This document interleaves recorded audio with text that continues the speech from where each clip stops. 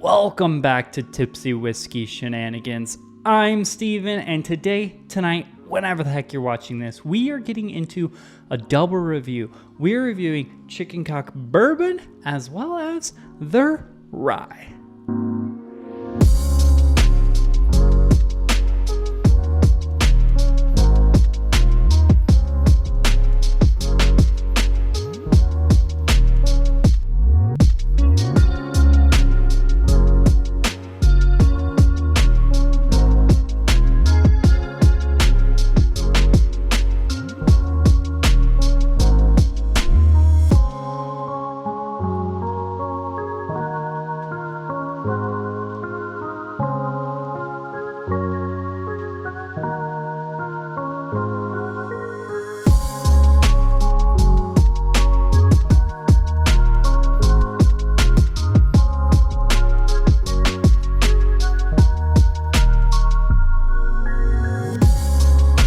Before we get in today's review, please do me a favor, like, comment, and subscribe. Helps us out a ton and we appreciate the support, but let's get into that review you came here to review today, or watch.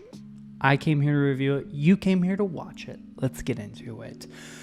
First things first, must say these bottles were provided to us by Chicken Cock. That being said, it's not going to interfere with our ability to review these at all. The first bottle I want to get into today is going to be the bourbon. We're going to go bourbon and then rye.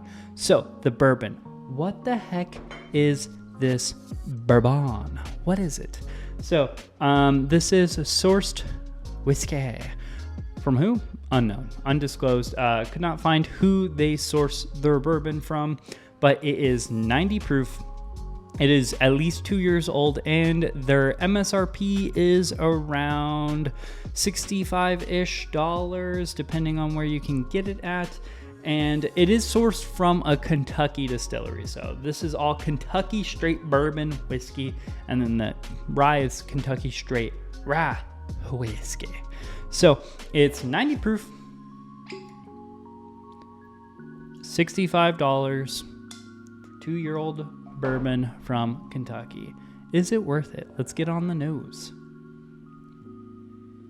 Ooh, it's light and soft. Not a lot of spice going on. Like, if I didn't know any better, which, I mean, I guess I don't because I didn't actually look up the mash bill, but it smells almost like weeded. It's like a spicy weeded. So that leads me to believe that it's a rye mash bill, like a typical rye mash bill, but it reminds me of like a Maker's 46 because it's just so like, it's light vanilla. Light vanilla, bready. But there is like a punch of like nutmeg or cinnamon, like a baking spice in there. It's not like it's towards the end of like the nosing, like after you're getting past all that vanilla, and then there's like there's also some cinnamon, or I'm gonna go nutmeg on this. There's a little bit of nutmeg hidden behind all that. Little bit of like a typical cherry, maybe like a unripened banana, like a green banana, like one of those funky bananas where you're like, oh, well, it's still a little bit green, but you know, like I'm hungry, I want a banana. And then you eat it and you're like, oh man, that's not a ripe banana. Not even ripe at all. But sometimes you gotta do what you gotta do. But yeah, very, very vanilla, slightly like cherry, like an unripened banana, small amount of nutmeg, but like mostly it's just that vanilla. It's a very luscious, like vanilla caramel. It's actually a pretty inviting nose. Let's go ahead and get on the palate.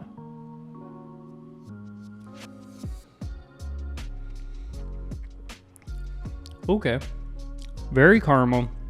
Very, very sweet. Little youthy, which, not really that surprised. It's a 2-year-old bourbon. Or at least 2 years old. But it's a little like youthy.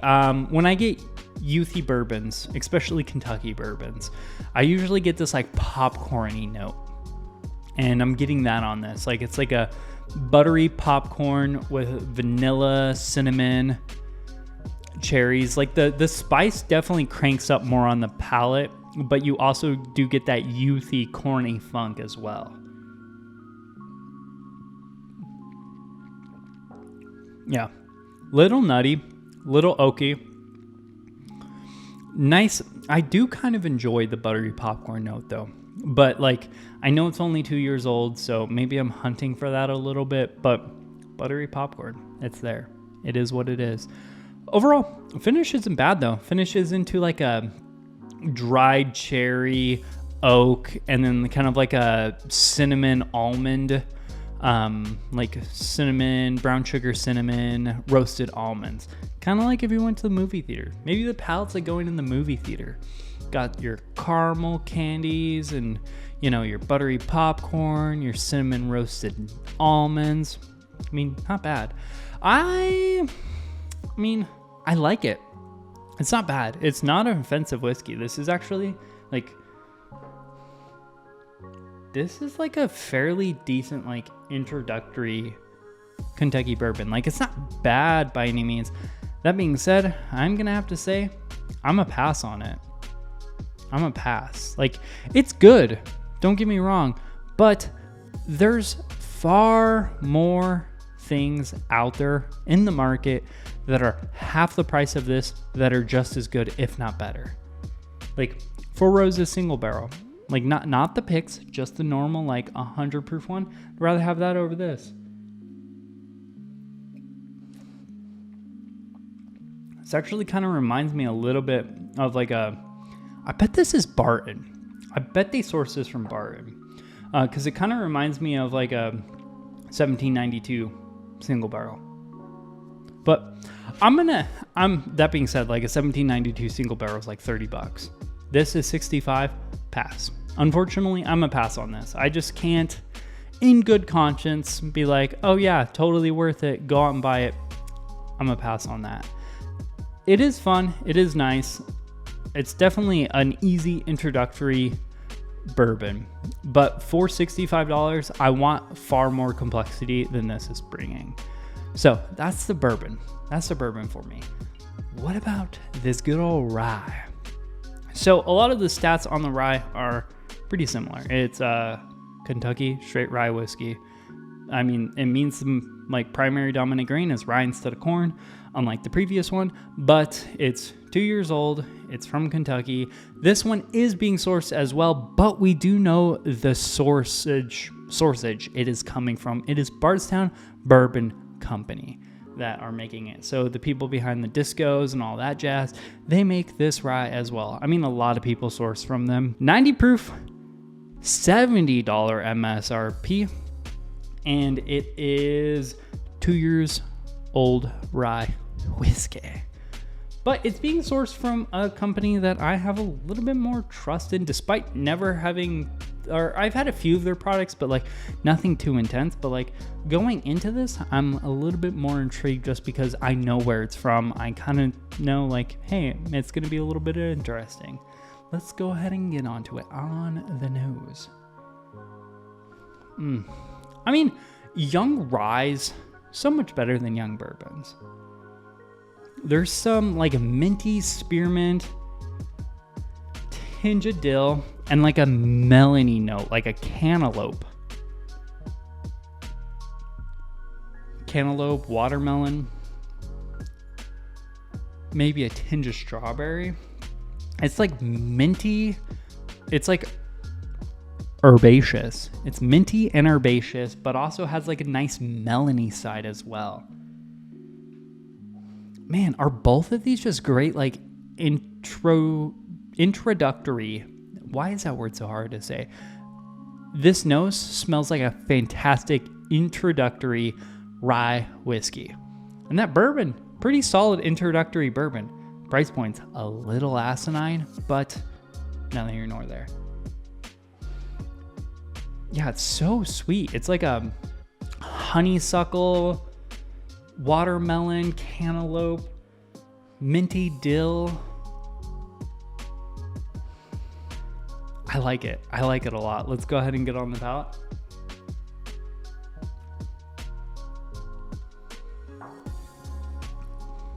Ooh. Oh, spearmint. So much spearmint.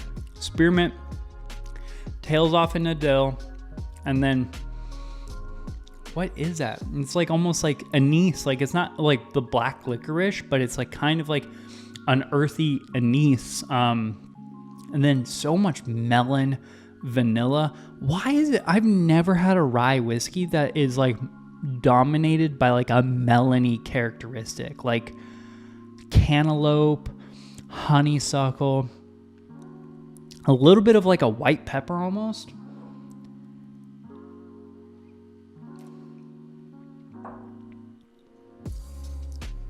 I mean, I like this one a lot, actually. I like it a lot. I struggle paying $70 for this. That being said, with this one, unlike the previous one, I'm gonna have to go try before you buy. Like, would I buy this again?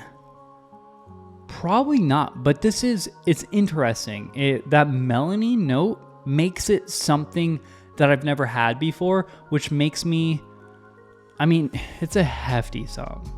It's a hefty sum. I'm like teetering in between, like, don't buy, try before you buy. Like, just know, like, it's not the most complex thing in the world, but I'm gonna go not buy myself personally, but it's different. It's a different kind of rye. It's a rye I've never had before. So I'm gonna say overall, try before you buy. So the bourbon, don't buy. The rye whiskey, try before you buy.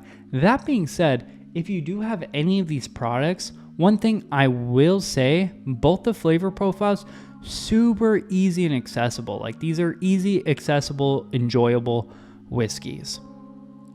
I think these would be great whiskeys to introduce people into whiskey because they're not offensive. They're super easy, super accessible, and they're borderline crushable. Not gonna lie. I mean, it's a lot to crush a $70, $65 bottle. So, like, you know, depends how deep your pockets go, because mine don't go that deep. But they're crushable. They're crushable. I mean, like, I might rather have this than a Blanton's. Man, now I'm gonna have to side by side it with Blanton's. We'll see. That being said, I don't think these bottles are worth it. Not even close. Unfortunately, because I like the branding, I think these are cool bottles. I like the flavor profiles, actually. I think it's great. I just think it's a brand that's trying to capitalize on the whiskey market today. The whiskey market's gone a little insane. Prices are a little crazy. There's no way in hell these 2-year-old whiskeys are the equivalent of a 6 to 8-year-old. I mean, shit, Heaven Hill puts out Elijah Craig barrel proofs, which are 12-year-old at barrel proof for the same price that this Chicken Cock 90 proof bourbon is. Like, that's all I have to say. Like, I think this is just a company trying to capitalize on the whiskey market. Is it bad whiskey? No. It's fairly enjoyable. It's easy, it's accessible, but I'd rather be spending $30 on these, like 30, 40 at max, and then I'm out. I'm just out at that point. But that's a wrap for this video. Please do me a favor, like, comment, and subscribe. Let me know down below what you guys thought about my review of these bottles. Let me know down below if there's any bottles I should review next. Like, what do you want to see me review next? Also, check out my Instagram, Facebook, and the Patreon. The link for all that stuff is down there below. Cheers. We'll see you later.